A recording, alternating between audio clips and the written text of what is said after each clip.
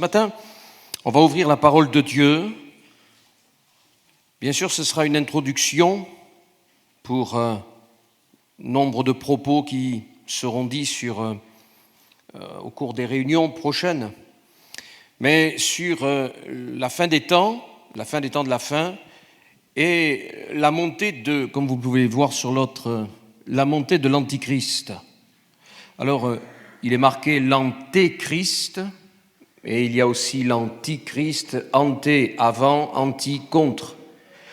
Et il est celui, qui va venir avant le retour visible de Jésus, ou même donc avant la fin de la 70e semaine manquante de Daniel, que vous retrouvez du chapitre 6 de l'Apocalypse au chapitre 19, littérale, elle est chronométrée, ce qui fait qu'Israël saura exactement où ils en seront des temps, enfin.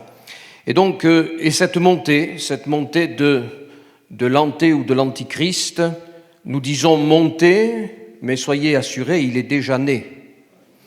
Et ce qui m'importe, moi, c'est de voir avec vous ce que la Bible en dit concernant les origines de l'antéchrist, puisqu'il y a suffisamment de précision pour que l'Église éclairée reste dans la vérité biblique sans tomber dans des choses comme c'est le prince William d'Angleterre, c'est ceci, c'est cela. La parole de Dieu est concise, elle est lumière sur notre sentier, et quand on prend le livre de Daniel, c'est un livre qui a une vision élargie, et au fur et à mesure, il nous introduit dans des points précis. Alors, premier texte que nous allons lire, c'est 2 Thessaloniciens chapitre 2. 2 Thessaloniciens chapitre 2. Nous lisons à partir du verset 2 Thessaloniciens 2. On va prendre le verset 3. On peut lire, lisons à partir du verset 1er. Pour ce qui concerne l'avènement, alors avènement, parousia, c'est la venue de celui que nous attendons, celui qui est caché, donc c'est la mise en lumière, c'est la lumière. Pour ce qui concerne l'avènement de notre Seigneur Jésus-Christ et notre réunion avec lui, nous vous prions, frères, de ne pas vous laisser facilement ébranler dans votre bon sens. C'est une expression importante, ça, le bon sens. Le bon sens. Dans votre bon sens, je ne sais plus qui, je sais qui. Certains serviteurs de Dieu ont annoncé début septembre la venue de Christ, etc. Je serais curieux de savoir ce qu'il en est aujourd'hui de leurs églises, après avoir annoncé sur les réseaux sociaux « Jésus vient en septembre 2025 ». Et finalement, l'Église est encore là. De ne pas vous laisser facilement ébranler dans votre bon sens et de ne pas vous laisser troubler, soit par quelque inspiration, soit par quelques paroles ou par quelques lettres qu'on dirait venir de nous, comme si le jour du Seigneur était déjà là. Que personne ne vous séduise d'aucune manière, car il faut que l'apostasie soit arrivée auparavant, et qu'on ait vu paraître l'homme du péché, le fils de la perdition, l'adversaire qui s'élève au-dessus de tout ce qu'on appelle Dieu ou de ce qu'on adore, jusqu'à s'asseoir dans le temple de Dieu, se proclamant lui-même Dieu. Donc il y a des choses dont nous voyons la montée, c'est-à-dire que notre Dieu est le divin architecte de l'histoire de l'humanité, et nous voyons donc qu'il met les dernières pièces importantes, donc les derniers éléments en place. Donc nous voyons les choses se faire. Il y a des choses que nous ne verrons pas. Apocalypse chapitre 6, verset 1er, l'ouverture du premier sceau du livre scellé de 7 sceaux, apparition de l'Antichrist. À partir du chapitre 4, l'Église n'est plus sur terre, ce qui fait qu'il y a des choses que nous ne verrons pas, mais nous voyons les choses se mettre en place, nous voyons le tableau de la fin, donc des temps de la fin, se mettre en place. Je vous lis un deuxième texte, 2 Pierre 1, verset 21. « La prophétie n'est jamais venue par la volonté de l'homme, mais c'est poussé par l'Esprit Saint ou le Saint-Esprit que des saints hommes de Dieu ont parlé. » Et puis, Jérémie chapitre 1er, verset 12, « Je veille sur ma parole pour l'exécuter », ce qui fait que des prophéties qui n'ont pas encore trouvé leur accomplissement et dont nous attendons l'accomplissement, annoncées depuis les hommes de l'Ancien Testament comme Daniel et autres, Dieu ne les a pas oubliées, mais elles attendent leur temps. Et donc, dans le temps de Dieu, elles s'accompliront certainement. Alors, peut-on se fier à la prophétie de la Bible? Vous savez que la Bible, c'est le livre prophétique et c'est le seul livre avec des prédictions accomplies. C'est surtout ça qui compte. Ce n'est pas le tout d'annoncer des choses et de proclamer des choses, mais ce qui compte, c'est l'accomplissement. Et on sait, et on peut dire, et on peut affirmer que plusieurs volumes pourraient être écrits, et ont été écrits, et pourraient être encore écrits sur les prophéties déjà accomplies, et ce serait sans épuiser le sujet. Donc il y a des affirmations dans l'étude de la prophétie, mais il y a de la souplesse par rapport au fait que les temps avancent et que nous nous rapprochons des jours décisifs de l'accomplissement de ces prophéties. Par exemple, André Thomas Bress, quand il avait écrit l'Apocalypse, à l'ouverture du premier sceau du livre scellé de 7 sceaux, il avait dit c'est l'apparition de Christ. Et finalement, on s'est aperçu par l'étude de la parole de Dieu, c'est l'Antichrist qui vient premièrement et ensuite apparition de Christ au chapitre 19. Donc c'est une étude qui est passionnante que celle de la prophétie dans la Bible. Elle captive notre être, elle prend notre temps, elle demande d'ailleurs du temps. Et c'est là, dans l'étude de la prophétie, qu'apparaît le caractère nettement surnaturel du livre de Dieu, la Bible, qui est le livre des plus particuliers, et que tout étudiant de la parole de Dieu, se plaît à sonder pour comprendre la vision, de l'Éternel. Il a été compté plus de 300 prophéties, ne serait-ce que qui se sont accomplies concernant la première venue de Jésus. Et par l'étude de la prophétie, on sait que c'est une trentaine de prophéties qui se sont accomplies les dernières 24 heures de Jésus sur terre. Et de façon littérale, tout ce qui est de la première venue de Jésus, toutes les prophéties se sont accomplies littéralement. Ça signifie que tout ce qui concerne le retour de Jésus, toutes ces prophéties s'accompliront aussi littéralement. Je ne rentre pas sur le fait que certains allégorisent certaines prophéties, etc. Mais Jésus a tout accompli littéralement concernant sa première venue et il accomplira littéralement ce qui concerne son retour. Les prophéties accomplies sont la preuve de l'inspiration de la Bible. Et l'homme veut des preuves. L'homme cherche des preuves de l'origine du surnaturel de l'Écriture. Et il ne veut pas simplement des arguments, mais il veut des faits. Les prophéties réalisées sont là, les faits sont là. Elles fournissent des faits. Elles fournissent, on peut rajouter de l'argumentation, parce que ce que Dieu a dit, il l'a accompli. J'imagine lorsque, en 48, l'État d'Israël est décrété, Israël revient sur sa terre, etc., comment l'Église, à ce moment-là, en lisant Ésaïe, a pu être saisie, j'imagine, d'allégresse, d'enthousiasme, de louange et d'adoration, parce qu'une telle prophétie s'accomplissait tant et tant de siècles plus tard, puisque à partir de l'an 70, et on peut aller jusqu'à l'an 100 de notre ère, chassés par les Romains de la terre d'Israël, même s'il y a toujours eu des Juifs en terre d'Israël, à travers les siècles, mais depuis cette époque-là, Israël n'était plus sur sa terre. Donc l'Église devait être dans j'imagine, un état de joie extrême de voir l'accomplissement de la parole de Dieu. La prophétie nous parle de l'omniscience. L'omniscience, c'est une caractéristique, c'est un attribut divin, comme l'omniprésence, l'omnipotence. Satan est fort, mais il n'est pas omnipotent, il n'est pas tout puissant. Dieu est tout puissant, Dieu est omniscient, Dieu sait toutes choses, donc il connaît l'avenir, il connaît parfaitement. Nous avons tendance à oublier le passé, mais lui n'oublie rien. Dieu sait toutes choses sur le passé et sur l'avenir. Donc il n'y a que Dieu qui puisse prophétiser, il n'y a que Dieu qui puisse annoncer les choses qui sont devant nous. Et c'était un mot de Victor Hugo qui disait que l'avenir n'est à personne, l'avenir n'est qu'à Dieu, et il n'y a que Dieu qui puisse annoncer. C'est pour ça que quand nous disons et que nous nous mettons sur une certaine posture en disant « ainsi Dieu » ou « Dieu m'a dit », etc., prenons un risque. Un risque. Alors ça peut être une démonstration de foi, si véritablement Dieu nous a dit quelque chose. Mais s'il n'a rien dit, frères et sœurs, ô mon Dieu.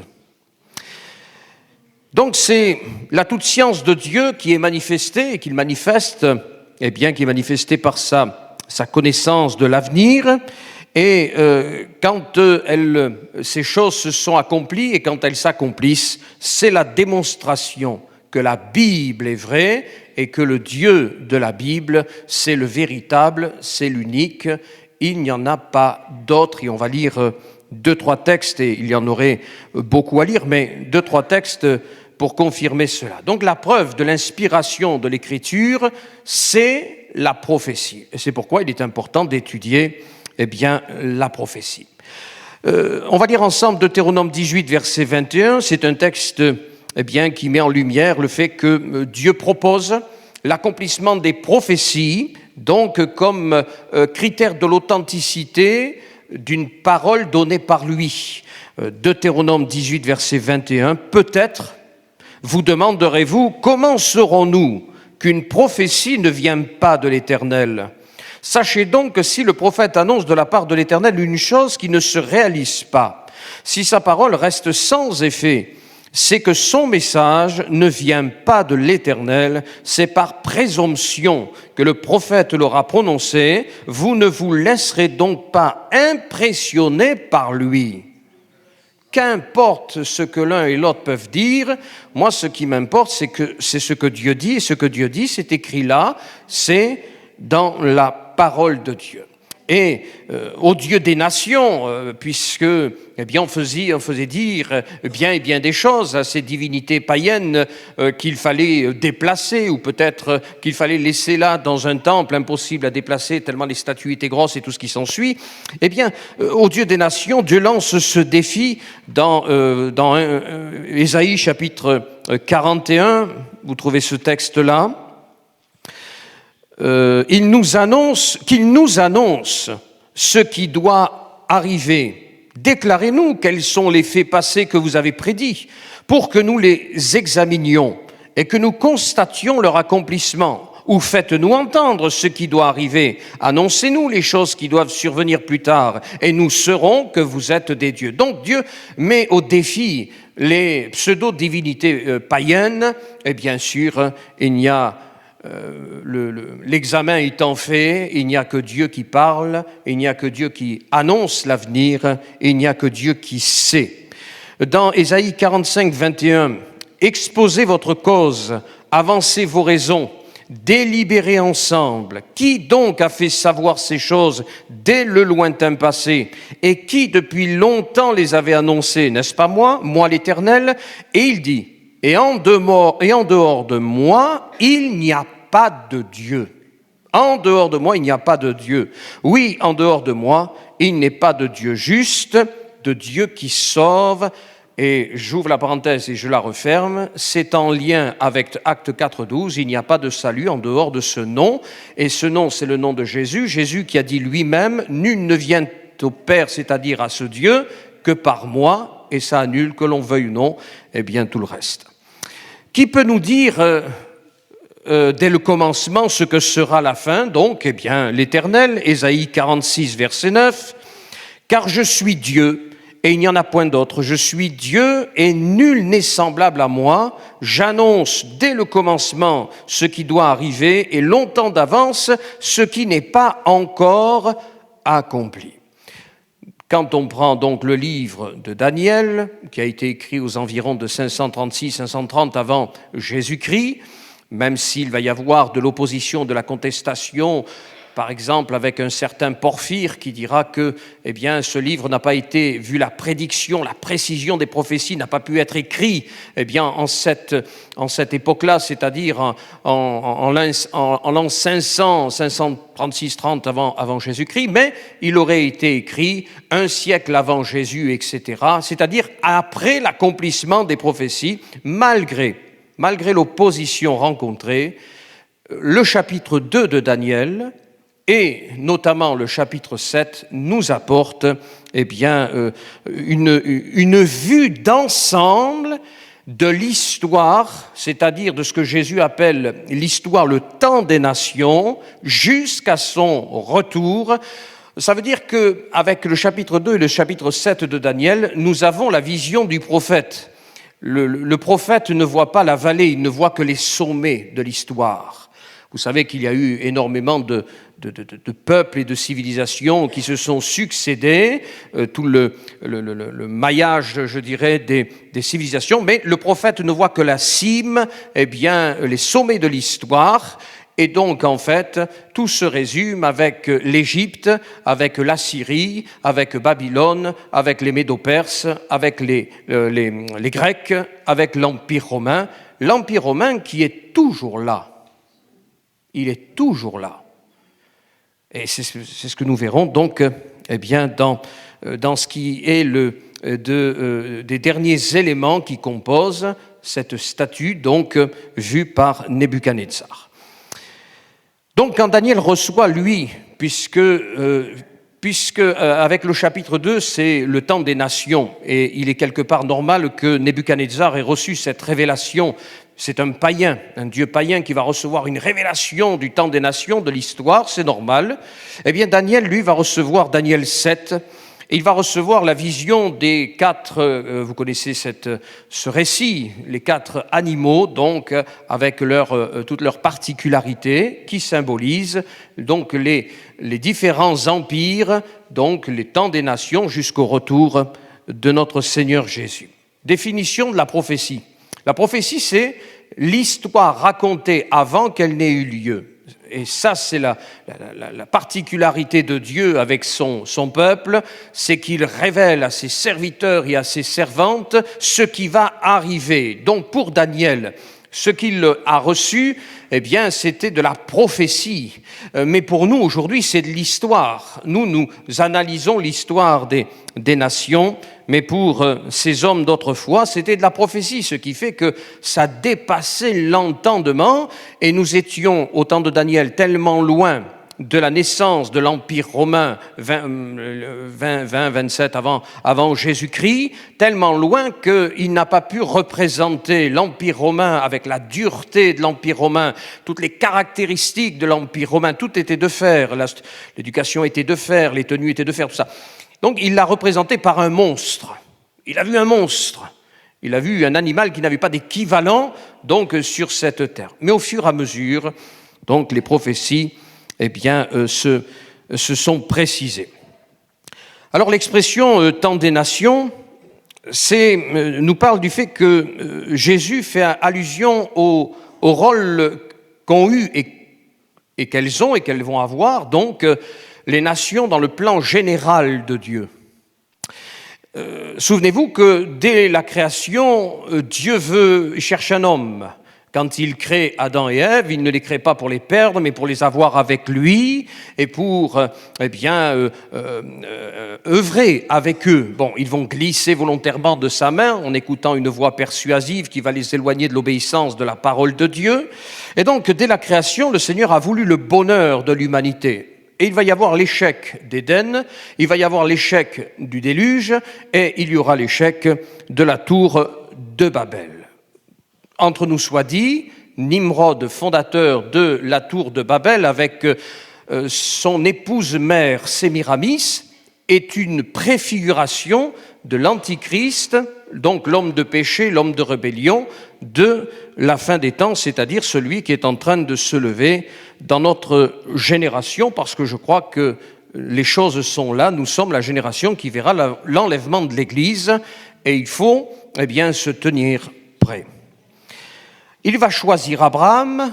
Abraham, donc, va être cet homme duquel il sortira donc une famille, et puis de cette famille, il va y avoir un peuple, et puis ce peuple va recevoir la révélation du Dieu vivant, il va recevoir la Torah, il va recevoir l'annonce de la venue donc du Messie promis. Tout cela sortira du peuple d'Israël, et puis Dieu établit ce qui s'appelle une théocratie, c'est-à-dire que Dieu est celui qui règne sur son peuple. Il est l'autorité exécutive, l'autorité judiciaire, l'autorité religieuse, etc. Donc, il régit son peuple, il donne les lois à son peuple, etc. Voilà, c'est une théocratie, théos, Dieu. Donc Dieu règne sur son peuple, il vit avec son peuple. Souvenez-vous quand même de cette présence palpable de Dieu dans le tabernacle, mais aussi dans le temple de Salomon. Mais le peuple d'Israël va rejeter la théocratie. Nous ne voulons pas d'un Dieu palpable dans une nuée, nous voulons un homme. Nous voulons marcher à la suite d'un homme. Nous voulons un homme qui combat avec nous, l'épée à la main, etc. Donc vous savez qu'ils vont rejeter cette théocratie. Ils vont demander à Samuel un roi comme les autres nations en ont un, afin qu'il marche devant eux. Ce premier roi sera Saül, qui sera, oui, on peut dire, oui, un choix de Dieu quelque part, mais il répond surtout aux ambitions du cœur des hommes, et donc très vite Saül va déchoir, et l'Éternel donc fera lever l'homme selon son cœur, donc le roi David. Donc Dieu va progressivement, et nous le voyons notamment avec le livre d'Ézéchiel, va retirer progressivement sa gloire du temple. Et au chapitre 10, il est dit que l'Éternel se retira. Et on voit des paliers au fur et à mesure. L'Éternel, se retire. Et alors qu'il se retire, lui qui avait mis de côté les nations, va laisser la place aux nations, et ça devient le temps des nations. Et le temps des nations, c'est quand Israël a perdu, c'est tout ce temps où Israël a perdu son autonomie, et c'est Israël qui est sous l'hégémonie donc des différentes nations. Israël n'est plus sur sa terre, et Israël n'est plus en autorité personnelle, mais il est soumis, il est écrasé par les différents empires. Donc il va y avoir avec les Assyriens en 722 la déportation du royaume du Nord, puisqu'il y a eu le schisme au temps du fils de Salomon, Roboam. Et il va y avoir ensuite la déportation avec Babylone, Nebuchadnezzar qui va déporter Israël. Israël reviendra sous la direction d'Esdras et de Néhémie.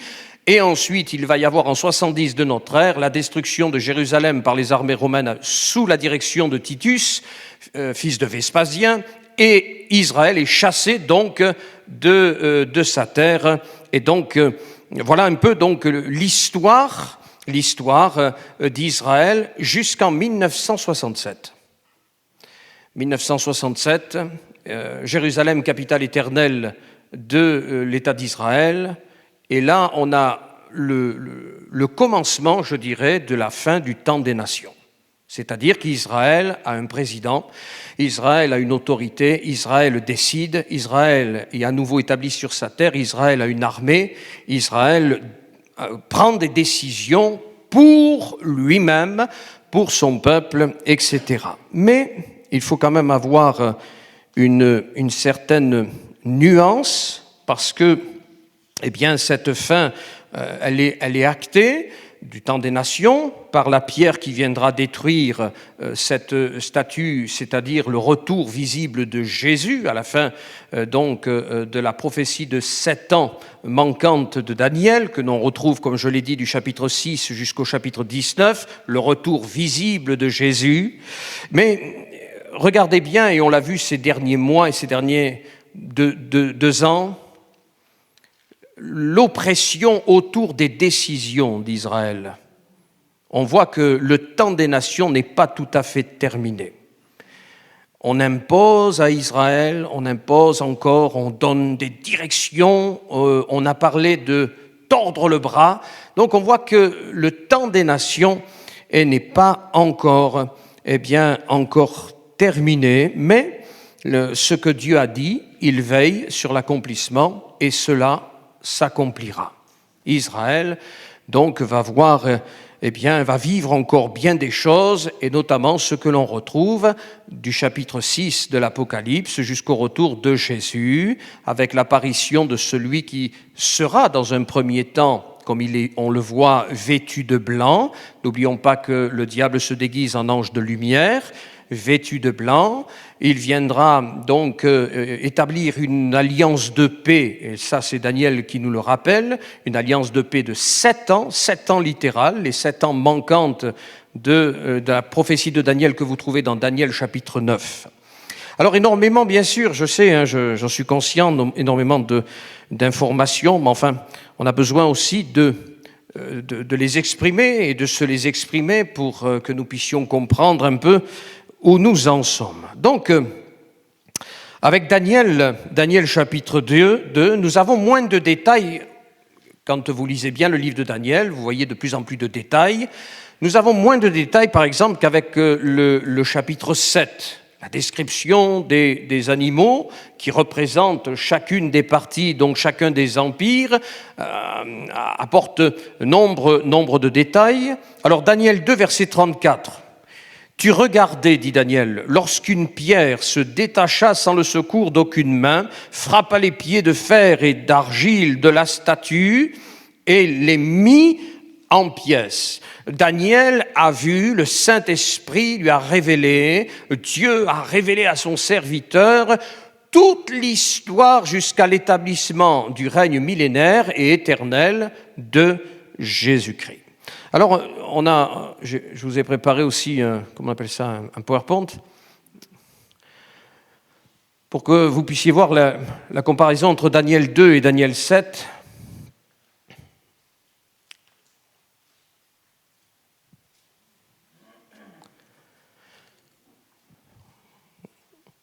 Voilà, Daniel 2, Daniel 7. La tête d'or, vous savez que c'est Nebuchadnezzar, donc c'est l'empire babylonien, c'est l'instant présent pour le temps de commencement de la prophétie, et ce lion donc avec ses 2 ailes, etc. Donc ça c'est l'empire babylonien, et je vous ai mis la carte parce que en fait quand on considère les différentes cartes de ces différents empires et qu'on lit en même temps Daniel et l'Apocalypse, eh bien à un moment donné, oui, dans cette étude-là et aussi avec l'étude de la carte, on voit quand même une région qui sort particulièrement, d'où sortira la petite corne arrogante qui est l'Antichrist. La suivante.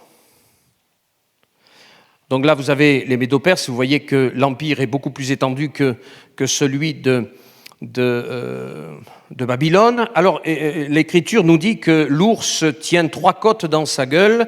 Eh bien, les 3 côtes, en fait, nous parlent de l'Égypte qui a été conquise, et on le voit dans la carte.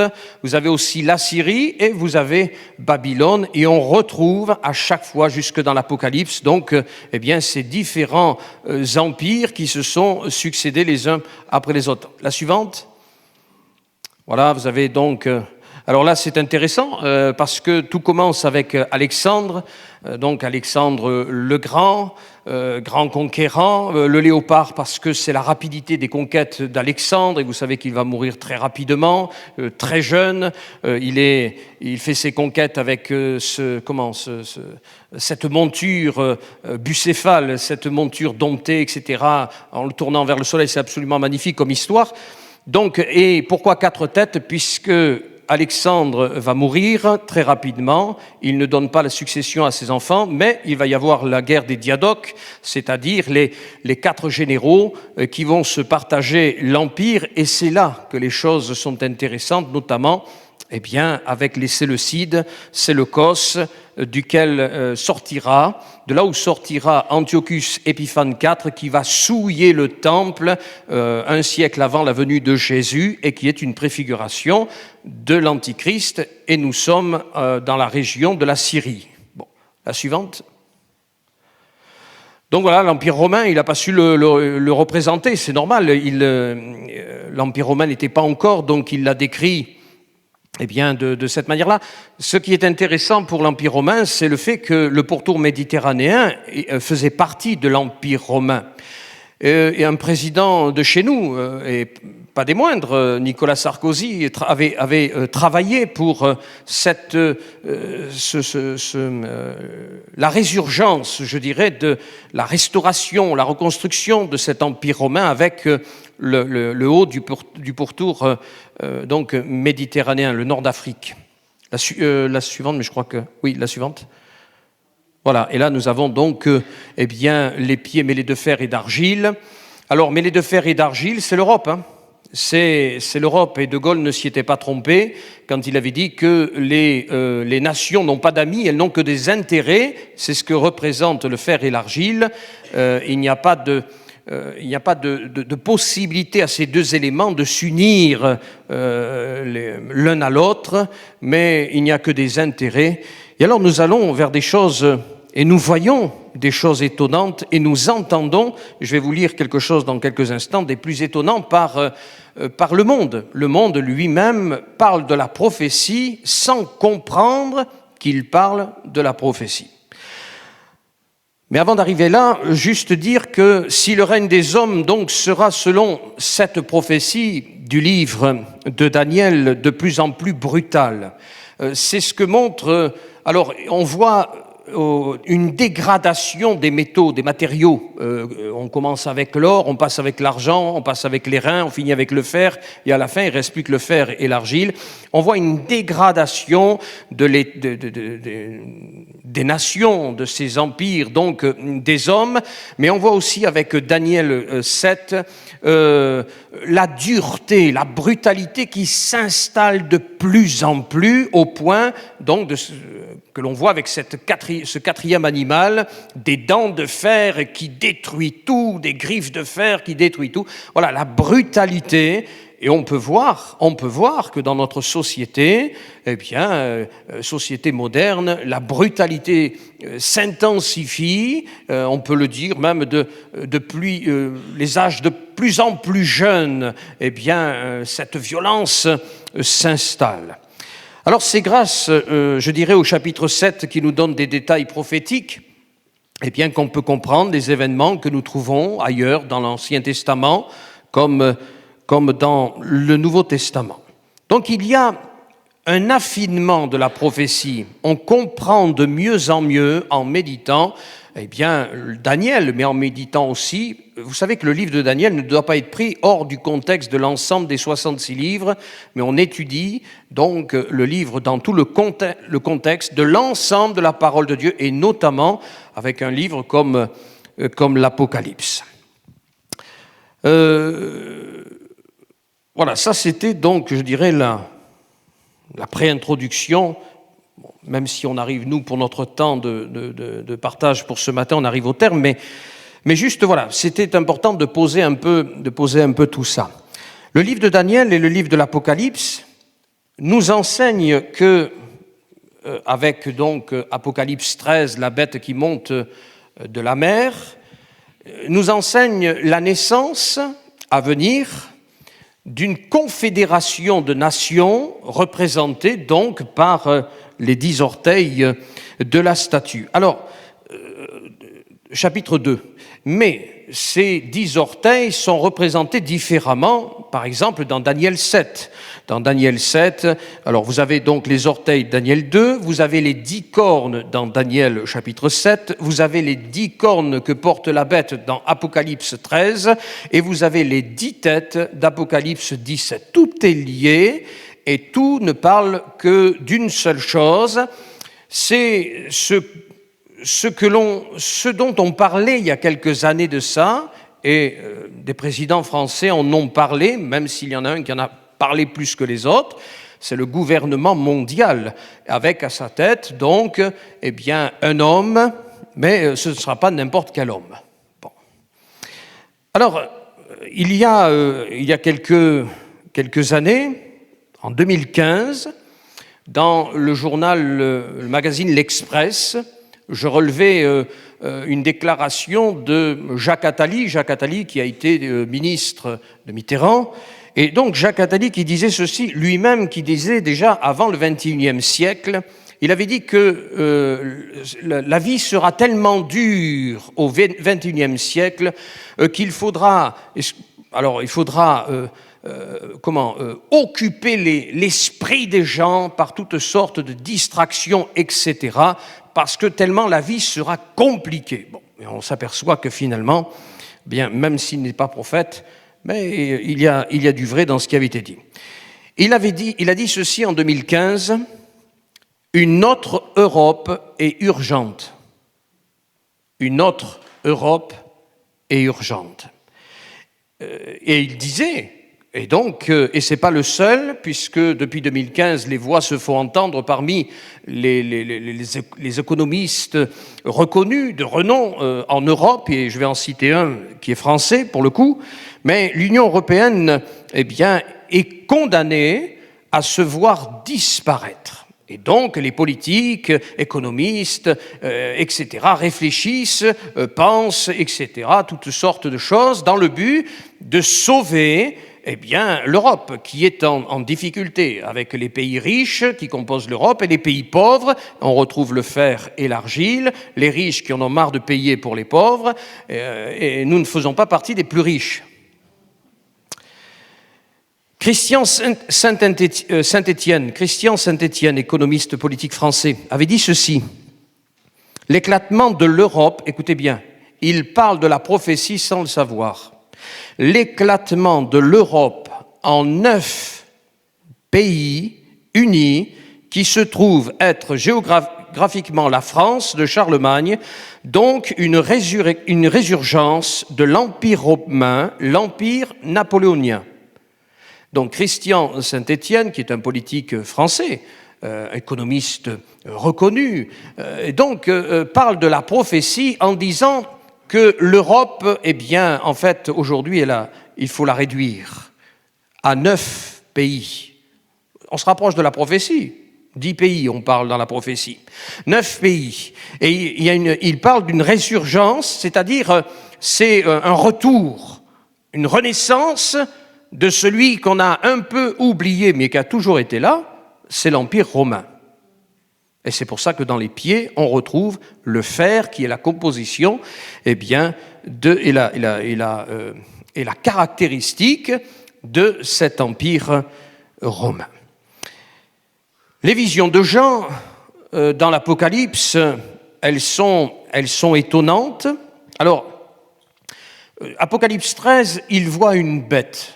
Il voit une bête, là aussi, n'a pas d'équivalent sur cette terre, une bête qui sort de la mer, et donc cette bête, elle est à la fois un royaume, mais elle est à la fois aussi le prince ou le roi de ce royaume, c'est-à-dire le gouvernement de ce royaume. Dans la prophétie, que ce soit Daniel chapitre 7, Daniel chapitre 8, Apocalypse 13, Apocalypse 17, les cornes, les têtes, etc., sont à la fois l'empire et le gouvernement qui représente ces différents empires. Donc la vision de Jean, elle est étonnante, elle est même terrifiante. Et pour l'époque, ça devait être terrifiant. Mais qu'est-ce que j'ai vu là? Qu'est-ce que tu m'as montré, Seigneur? Mais qu'est-ce qui nous arrive? Ça devait être terrifiant. Nous voyons les choses se mettre en place. Bien sûr, ils jouent en ce moment à montrer les muscles nucléaires les uns aux autres. Bien sûr qu'ils sont bien conscients qu'aucun n'appuiera sur le bouton pour l'instant. Bien sûr, parce qu'ils savent très bien qu'en quelques centièmes de seconde, ça part de partout. Bon, mais quand même, nous voyons les choses se mettre en place devant nous. Il y a une mise en lumière concernant l'aspect de cette bête. Apocalypse 13, l'essentiel de la bête, c'est le léopard. Le léopard, je répète, c'est l'empire d'Alexandre, c'est l'empire grec, avec les diadoques, donc les 4 généraux, notamment les Séleucides, Séleucos, Épiphane, etc. Donc Apocalypse 13, verset 1er, « Et il se tint sur le sable de la mer. Puis, je vis monter de la mer. La mer, les eaux, c'est l'humanité. dans l'Écriture, c'est l'humanité. Donc elle monte de l'humanité. On peut dire que c'est l'humanité qui est en train d'engendrer, puisqu'ils n'ont pas voulu de Dieu, ils sont en train d'engendrer ce qui arrive, et donc cette bête qui est un empire, et en même temps celui qui est le gouvernement de cet empire. Donc, puis je vis monter de la mer une bête qui avait 10 cornes et 7 têtes, et sur ses cornes 10 diadèmes, et sur ses têtes des noms de blasphème. Daniel chapitre 7 verset 2, Daniel commença et dit « Je regardais pendant ma vision nocturne, et voici les 4 vents des cieux firent irruption sur la grande mer, c'est l'humanité, et 4 grands animaux sortirent de la mer. » Donc c'est les nations, c'est le temps des nations, c'est les empires des nations, c'est les nations dont il est question ici, sortir de la mer, différents l'un de l'autre. Effectivement, tous ces empires ont été différents les uns des autres, même si aujourd'hui, en 2025, on a quelque part un peu, parmi toutes les civilisations, un peu de reste de tous ces différents empires. Point important, donc, c'est que, on l'a dit, bon, je l'ai dit, mais je vais le redire, c'est que dans l'étude de la prophétie, les têtes, c'est un empire, et les têtes aussi, selon les chapitres et les textes, c'est le gouvernant de ces empires. Donc quand vous étudiez le livre de Daniel, les cornes, les têtes, etc., c'est à la fois, et selon Daniel 7 ou Daniel 8, c'est tantôt le royaume et tantôt le chef de ce royaume. Et puis pour terminer ce matin, la Bible nous dit que, donc, de ces 10 orteils, de ces 10 cornes, etc., concernant les cornes, il est dit que 3 seront, 3 de ces empires, puisque les cornes représentent des empires, donc seront anéantis. Une corne va se lever, elle sera arrogante, blasphématoire, elle fera la guerre aux saints. C'est justement, l'Antichrist. Apparaîtra donc ce chef dont Daniel parle, un chef insignifiant à ses débuts. Je n'irai pas jusqu'à dire sans envergure, puisque pour que politiquement il arrive à ce poste-là, politiquement il aura fait et démontré bien des choses qui font que la masse politique aura une certaine confiance, et même Israël signera avec lui, donc elle le reconnaîtra comme un homme de paix, une alliance de paix, et nous savons que donc elle durera, cette alliance, 7 ans, mais au milieu des 7 ans, la Bible dit, il se révoltera, c'est-à-dire Satan entrera pleinement dans son rôle de la fin des temps, il se proclamera Dieu, il s'assiera dans le temple reconstruit de Jérusalem, et vous savez qu'à Jérusalem, il y a l'Institut du Temple qui travaille à la reconstruction du Temple, la vache rousse, la recréation de la vache rousse, etc. Voilà, tout est... Aujourd'hui, il y a bien des choses qui étaient cachées qui aujourd'hui sont mises en lumière. Aujourd'hui, elles sont connues. Elles sont connues donc des uns. Mais la carrière de cet homme-là sera sans égal. C'est-à-dire qu'à lui tout seul, il contiendra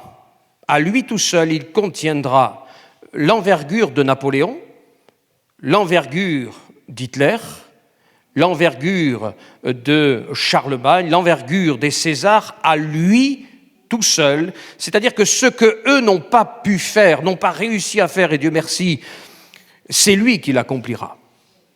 C'est lui. Donc, il accomplira ce qu'ils voulaient eux, à savoir diriger le monde.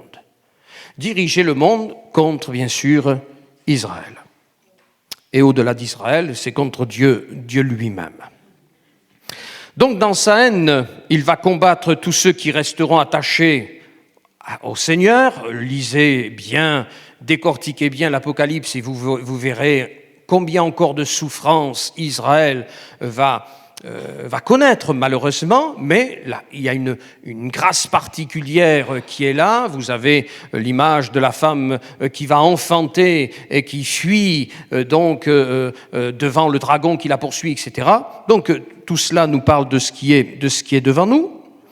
Mais au bout de son règne qui ne durera que peu de temps, eh bien, le retour de Jésus ne va pas rentrer en guerre épée contre épée, mais par le souffle de sa bouche, il mettra un terme à ce